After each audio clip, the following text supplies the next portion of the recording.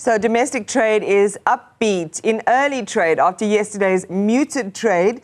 The rand weakened for the second session on Wednesday, while the JSE made marginal gains as the rally ran out of steam after Federal Reserve officials reiterated the higher for longer interest rates narrative.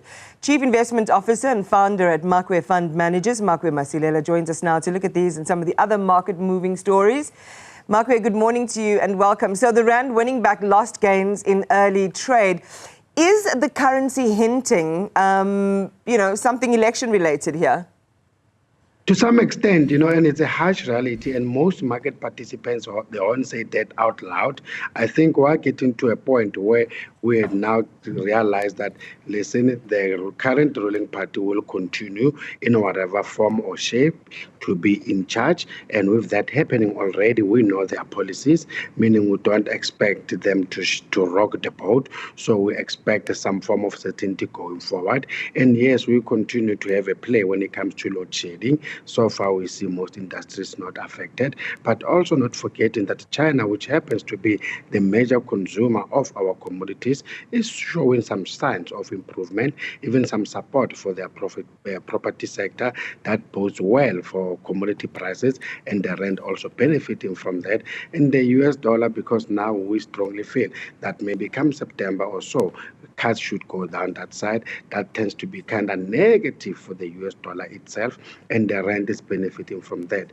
But yes, elections are now playing a role as much as the narrative is gradually changing. And as I said, most market participants won't say that out loud, that listen, the ANC will continue in whatever form or shape, and as a result, we already know their policies going forward. Yeah.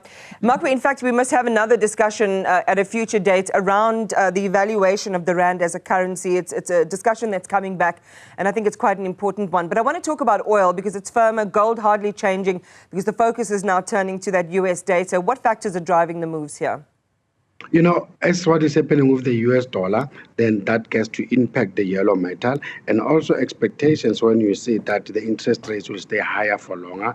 We know that higher interest rates, they make the opportunity cost of holding gold to be much higher, because remember, gold itself, it doesn't yield any interest. And also when it comes to oil prices, the minute that we see that there's a possibility of ceasefire when it comes to Gaza, that tends to be good for oil prices.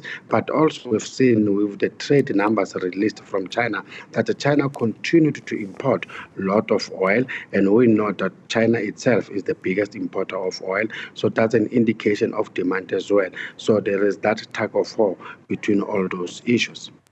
Paper mill company Sappi have published their results for the second quarter ending March 2024, and how have they done?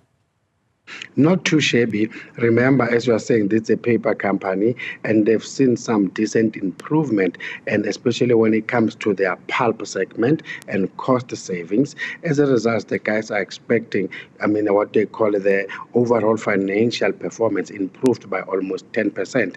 That is their EBITDA. But yes, we've seen some decent demand when it comes to the graphic papers, dissolving paper itself, and also the packaging and specialist paper. That at least there's some good sign. We've seen net debt, unfortunately, increasing by 12%, but their sales were down 6%, and their profits, as I had earnings per share, down almost 58%. And going forward, Q3 seasonally is one of the weakest quarters, so we don't expect anything good from that side. Makwe, I normally tell my children, money doesn't grow on trees. And they say, Mom, paper comes from trees. So losing the argument there. MTN Uganda has reported positive operational performance for the first quarter. What drove that uptick? And also, how significant is Uganda in MTN's overall stable?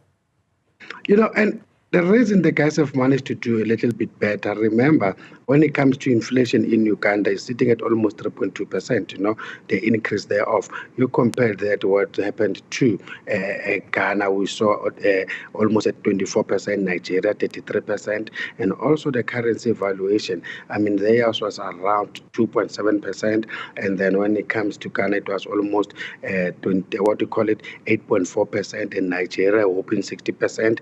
Hence, these guys have performed much better compared to the likes of Nigeria and also Ghana. And bearing in mind that, yes, as much as it's an important player, but the most important market and the biggest revenue generator for MTN continues to be Nigeria and then South Africa as well. But obviously there is some space or headroom for them to be able to grow.